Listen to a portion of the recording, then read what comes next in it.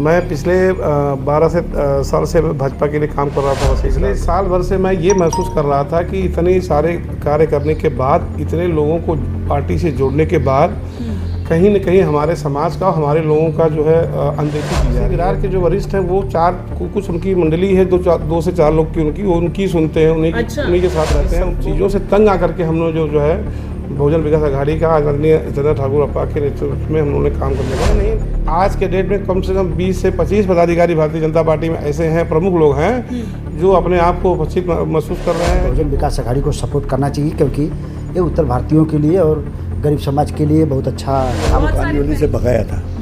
हम लोगों ने यहाँ साथ दिया था, हमारे नेता ने साथ दिया था, शैलेंद्र ठाकुर ने।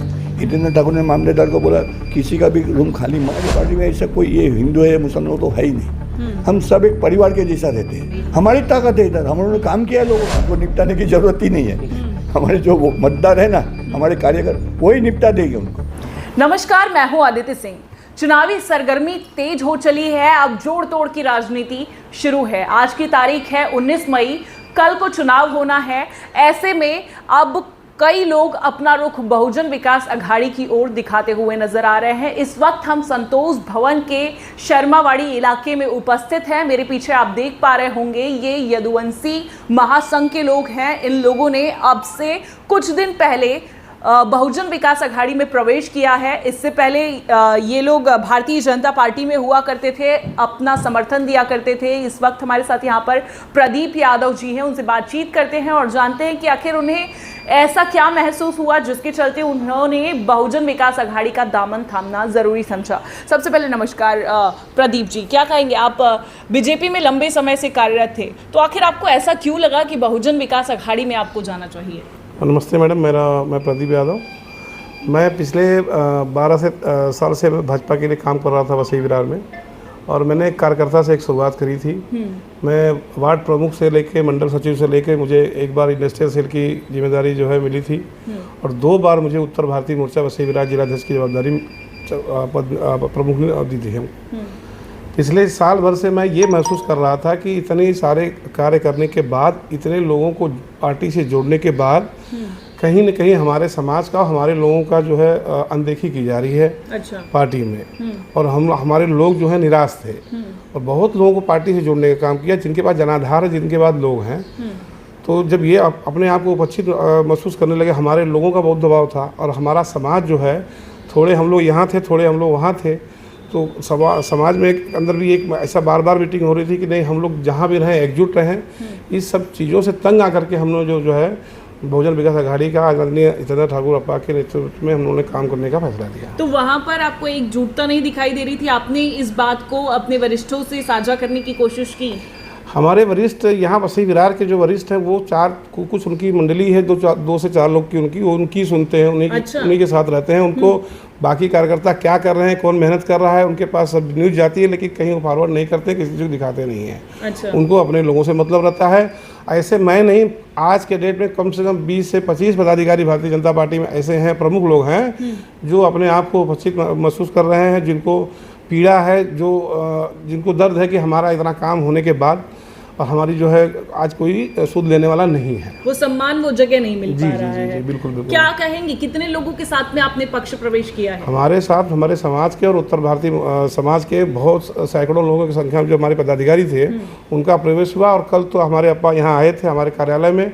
हमारे समाज ने खुला समर्थन दिया है बहुजन विकास आघाड़ी को कि इस लोकसभा चुनाव के अंदर जो हमारा पूरा खुला समर्थन बहुजन विकास आघाड़ी को रहेगा। कल बीजेपी से योगी आदित्यनाथ उत्तर प्रदेश के मुख्यमंत्री आके गए, क्या लगता है उसके बाद आप लोगों का इस दल में शामिल होना कुछ असर कर पाएगा? बिल्कुल असर कर पाएगा। इसलिए बहुत सारे लोगों ने जो है प्रयास किया कि मैं जो है कि कुछ करूँ ना, लेकिन मैं निष्ठावान हूँ। मैं भारतीय जनता पार्टी के अंदर था तो मैं भारतीय जनता पार्टी के लिए निष्ठावान था, और मैं जहां आज हूं मैं वहां के लिए निष्ठावान हूं। ये मेरी आदत है। हमारे जो पूर्व के जो साथी लोग रहे हैं उनको पता है कि नहीं, प्रदीप यादव जहां रहता है, जैसे रहता है, खुलेआम रहता है और निष्ठा से रहता है, ये सबको पता है।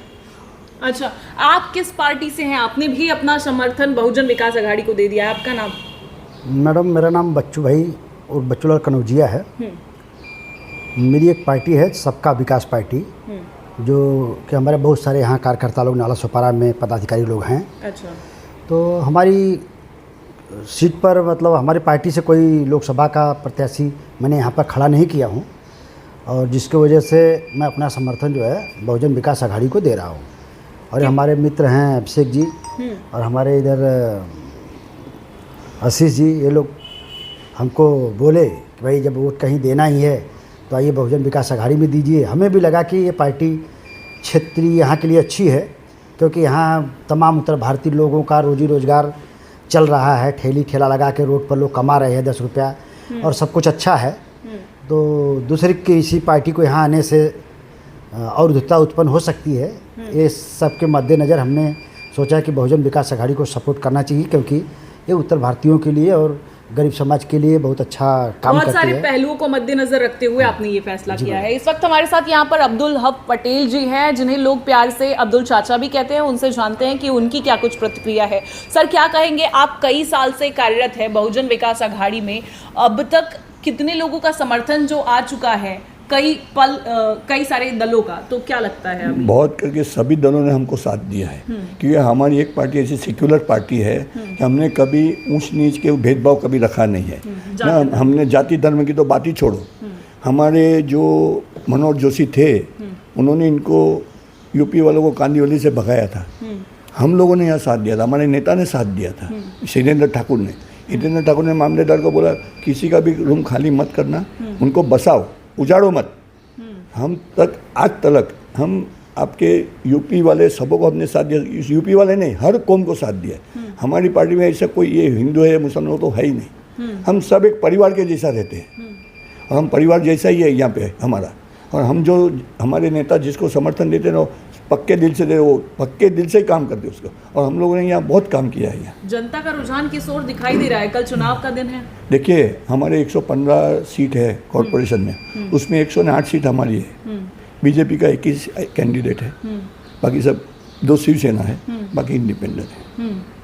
बाकी हमारी पार्टी 109 है। तो आप भी वो बता रहे हैं कि ताकत है हमारी ताकत है इधर। हम लोगों ने काम किया है लोगों का। आप लोगों से जाके पूछ सकते हो कि यहाँ पे काम किसने किया है। अच्छा, इस उम्र में भी ये जोश रख रहे हैं आप, दिन रात काफी तेजी से दौड़ रहे हैं, चिंता नहीं होती आपको स्वास्थ्य की? क्या लोगों की सेवा करना है मुझे। मैं लोगों की सेवा के लिए, लोगों ने मालिक ने ताकत दी है मेरे को लोगों की सेवा करने के लिए, और वो मैं करते ही रहूँगा।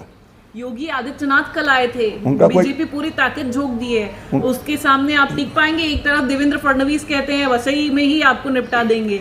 वो तो अभी हमारे लोग निपटाएंगे उनको, हमको निपटाने की जरूरत ही नहीं है। हमारे जो मतदार है ना, हमारे कार्यकर, वही निपटा देंगे उनको। हमको ज़रूरत नहीं है किसको निपटाने की। और योगी आदित्यनाथ आवे, अभी देखिए आप अपने माननीय प्राइम मिनिस्टर साहब ने गए वर्तमान इलेक्शन में 2 ही मीटिंग ली थी। आज मुझे लगता है कि 15 से 20 मीटिंग ली है इन्होंने, नरेंद्र मोदी। क्यों ऐसा हुआ? अभी वो आप अंदाज़ा लगा लो। मतलब आप कह रहे हैं लहर अब खत्म हो गई है? बिल्कुल खत्म है। ये लोग की लड़ाई सेना की, उनकी 2 और 3 नंबर पे लड़ाई है। अच्छा, पहले नंबर पे पहले हम है। अच्छा, तो जीत का कितना दावा है?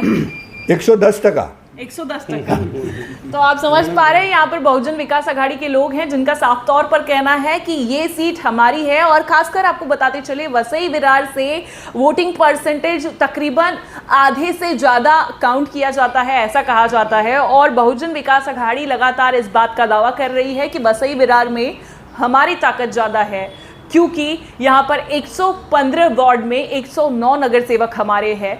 ऐसे में हम यहाँ पर दिन रात लोगों के साथ में जुड़े हुए हैं, लोगों का कामकाज करते हैं, इसलिए जीत कर हम ही आने वाले हैं। खैर, अब देखना होगा कि कल जनता का रुझान किस तरफ होता है और 4 जून को आखिरकार रिजल्ट किसके पलड़े में गिरता है। अभी के लिए इतना ही, फिर होगी मुलाकात, तब तक के लिए नमस्कार।